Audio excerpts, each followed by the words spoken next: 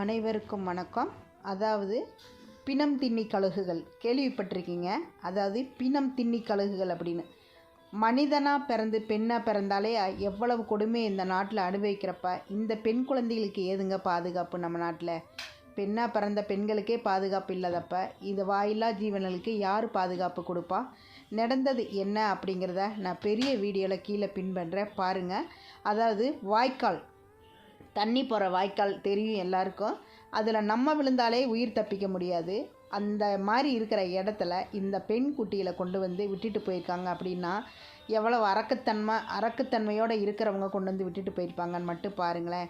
இதை எவ்வளோ கஷ்டப்பட்டு நான் ரெஸ்கியூ பண்ணேன் அப்படிங்கிறத பெரிய வீடியோவில் கீழே பின் பண்ணுறேன். தயவு செஞ்சு எல்லோரும் கேளுங்க.